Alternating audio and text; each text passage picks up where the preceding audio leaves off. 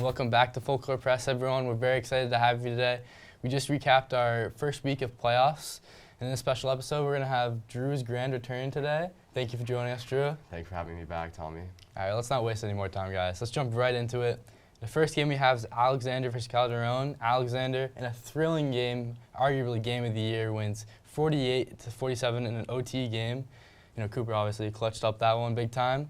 And the next game we have Neji last. Neji taking care of business as expected, 52-40. You know, just a great game from them as well. And then the next game we had Team McCullough Lusher versus Team Breen Kitty. McCullough Lusher wins 63-36. You know, very good game from them. And the next and final game, we have Team Meyer 49 to Barry Bar 41. What are you guys' thoughts on this weekend?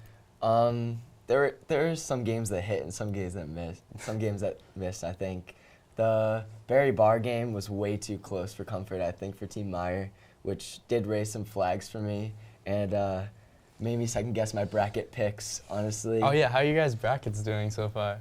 I'm 3 for 4 right now. I really didn't think Team Alexander was going to win that game. Yeah, same here. Even while watching it, I didn't think that they would win.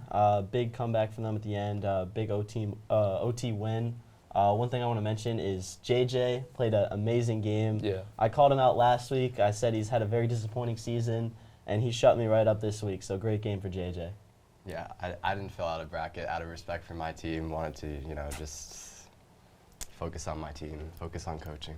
What do you mean, focus on your team? You could have your team going all the way and be a confident coach. Well, I am a confident coach, but I don't want to second guess or jinx my team. Second guess? I mean, you could have just. I don't want to jinx my team. You could have fueled your team, like be confident or whatever. I am confident in my team. I just don't want to jinx my team. It doesn't sound like it. I got my guys going all the way. All right. Last week I made it very, very clear that I believe in us, Yeah, and respect. it definitely fueled our practice the other day. Okay. Oh yeah. We're ready to go. What are you guys' thoughts on Mikey? I thought Mikey had a fantastic game. We said in the previous episode, Mikey has to be the X factor, and he was. He's not very tall, but he got like every single offensive board. Definitely, he's a dog. Yeah, he's getting a lot of layups. Yeah, I would say Mikey was the MVP of the playoffs so far for best performance so far, I would say. Yeah, he definitely played well, but I mean, Team Alexander. No offense to Team Calderon, but that was. If they're going to beat Team Lombardo, I think they need to play a lot better than they did last week. Obviously, huge win, but, I mean, Team Lombardo is definitely a different animal than Team Calderon. So they're going to have to play the game of their lives. I think JJ, Mikey, and Cooper are all going to have to put up 15-plus if they're going to want to win this game. Yeah, and they have to be as consistent as they have been on defense as well in that game, too. That's what I'm kind of worried about in our game is everyone's saying, oh, you're going to blow them out by 20, which, on paper is a reasonable assumption, but I'm really concerned about their full court press. JJ is not someone you want to take lightly. Another person is Quinn Campbell. He's just a dog on defense. Definitely. Very athletic kid. He's pretty short, so he can get underneath, and those are scary guys. Very fundamentally sound defensive team. Yeah, they can definitely flip a switch and you'll be down 20 next thing you know. Another thing I want to talk about is Team Meyer. They won, but it was very close. I was sweating while watching that game. I mean, Ginger, I wonder why you were sweating. Yeah, bro. you had a big bet, didn't you? Big bet there, didn't you? It won, but There's no gambling way too going close. on the rec ball. Sweating a The rec little ball there. circuit. Yeah. We don't condone gambling. Not at all. But Team Meyer, I had them beating Team Cespedes this week. I thought that they were going to win when I filled up my bracket, but the way that they played this game, they had their big three there and everything, which has been kind of a big issue for them. They did not play well enough to win against Cespedes. They really have to step it up on defense, step it up everywhere.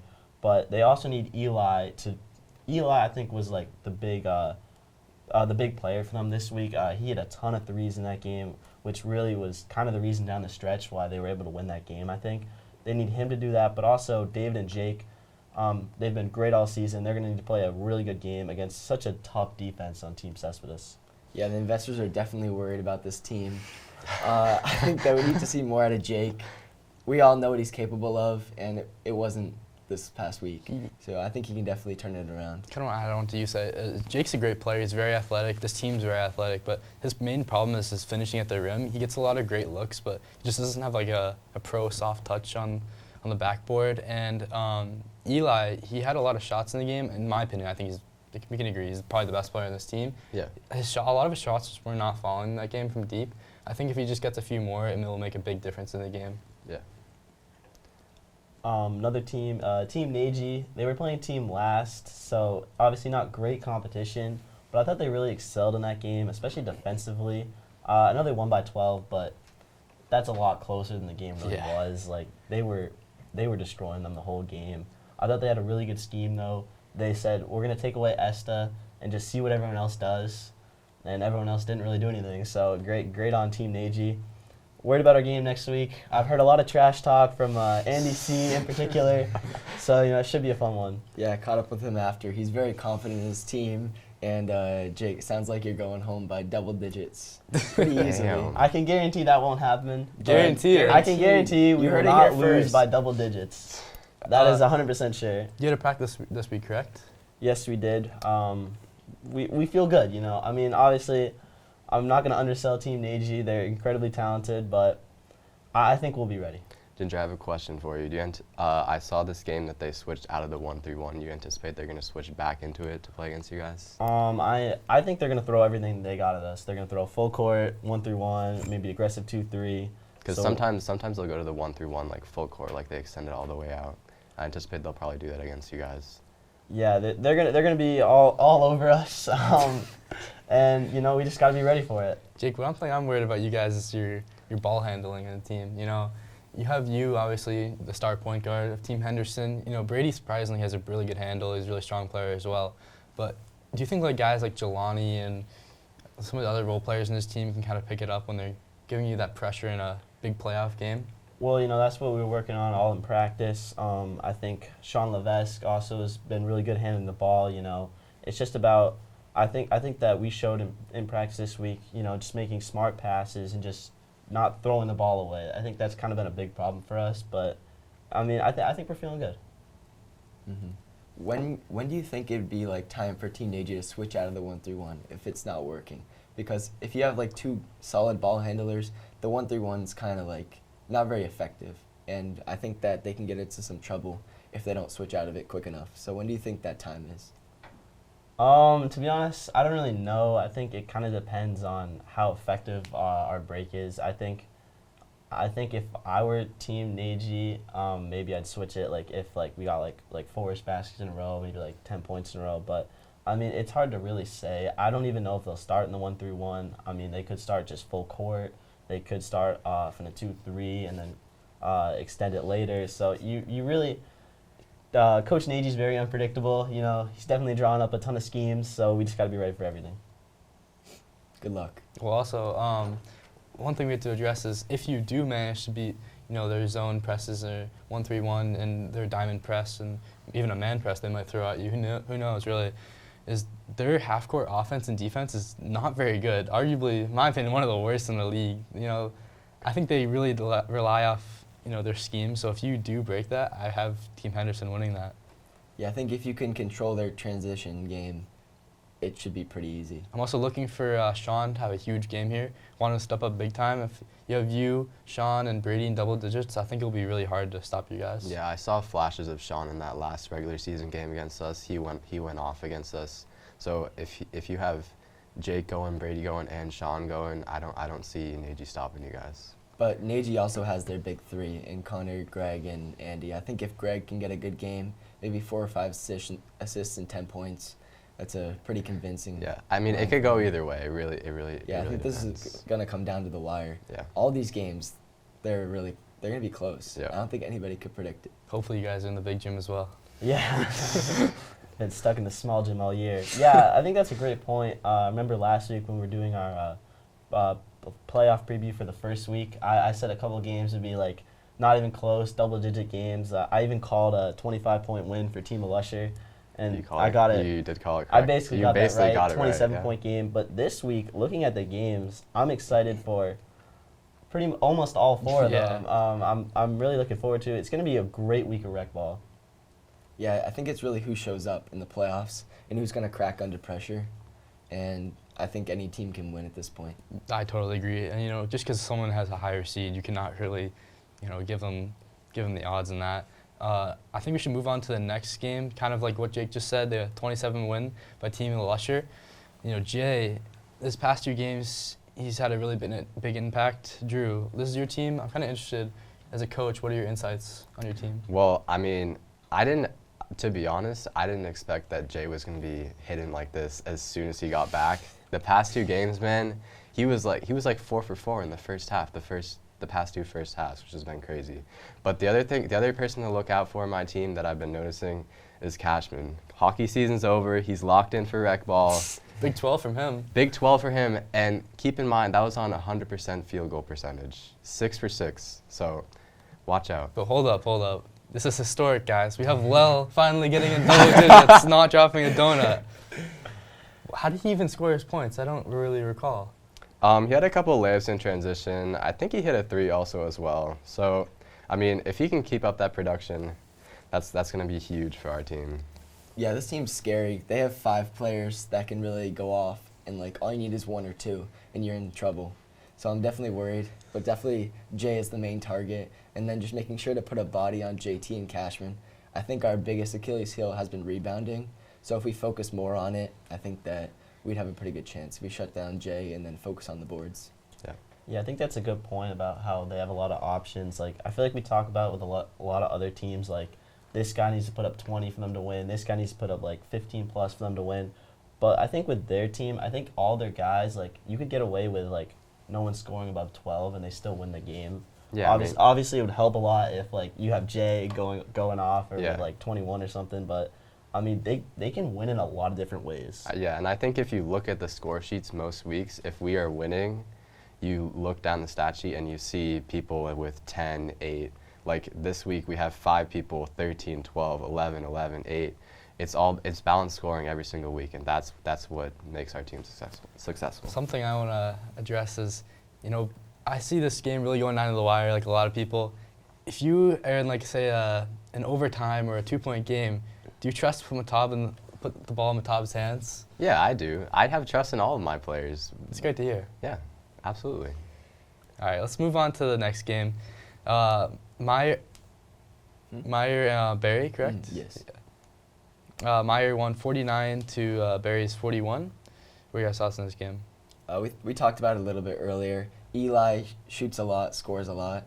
He really stepped up for them when they dug themselves into a pretty big hole in the first quarter. I kind of called it on last episode. It was time for James to go home, and he definitely went out with a bang.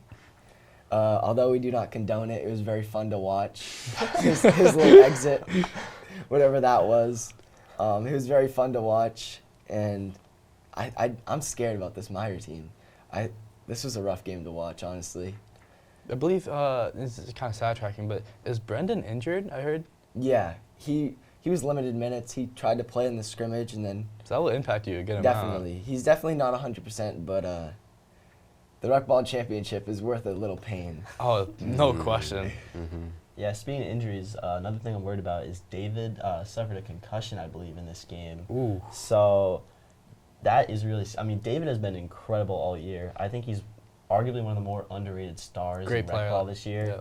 Yep. They cannot afford to have him even at less than 100%. They need him to, against the team Cespedes, they need him to be at his best and having a huge impact in this game. So that is very scary for Team Meyer. Hypothetically, he's out. Who steps up for them? I feel like Luke they have Brackett? a big 3, and then that's that. Luke Brackett's got to step up. Luke Brackett had a pretty good game this past week, Yeah, especially in the definitely. second half. He played well on both sides of the His floor. defensive presence Yeah. is very intimidating. He's a to say the very least. vocal Very defender. vocal. Arguably the most dedicated player in rec ball. You gotta love the passion, I though. saw him miss a couple free throws. They took him off, and what did he do? Instead of just sitting on the bench watching the game, he leapt off his feet and started practicing his free throw forms, and led to a couple makes later. Mamba so mentality. you love to see it. Yeah, as soon as he gets back into the game, he gets fouled and knocks them both down. I also think You love to see it. Brady Robinson could potentially step up. I know he's had a couple big games from this year. He's cracked double digits a couple times this year, so he could. But again, you really do need David to be at his top. Yeah. Yeah. And then how do you think they should go about guarding Rahul? Because he's been great the whole year. How do you hold him in crunch time I and make mean, them the playoffs. From a coaching standpoint, I would start in a box and 1 against him because personally, I mean, when we played them, he was really the only person that was scoring on their team, and I feel like that's the story for a lot of their games. So, I mean, if you take him out of the game, I don't know really what else they have offensively. I mean, Drew is consistent offensively sometimes, and then there's sometimes you get stuff from, like, Luke Molesky or Camden, but if you take away Rahul, there's no, like, for sure consistent offense that you're going to get, I feel like. Oh, also, something we need to address is the scrimmages. You know, people kind of overlook them just because they're a scrimmage, like, oh, you didn't really try, but, you know, those are big games, potential final contenders. Jake, what happened in your game? Because I remember you kind of blew them out a little bit, didn't you? Yeah, we Cespedes, put of up 75 on them, but you know, it felt like a kind of a real game, but I don't think the defensive intensity was truly there on each side. It was almost like sometimes you like play games like against like a pickup game, and it just turns into just like, especially when you do full court, just like fast breaks. Yeah. That's kind of what it felt like a lot. But the one thing I will say is, it was truly a masterclass for Ananta in this game. Went 3 for 3, below the 3-point arc, and 6 points. Great game for him. You know, shout out Ananta. Yeah, he was so happy after the game. He texted me as soon as the game ended to make sure that I didn't forget to talk about it on a full court press. He wished he got the film for it. He was asking me if we had recorded the game. If only. If only. He's just gonna have to step up again this Yeah, week. that's what I told him. I said, you're just going to have to do it again, and I believe in him.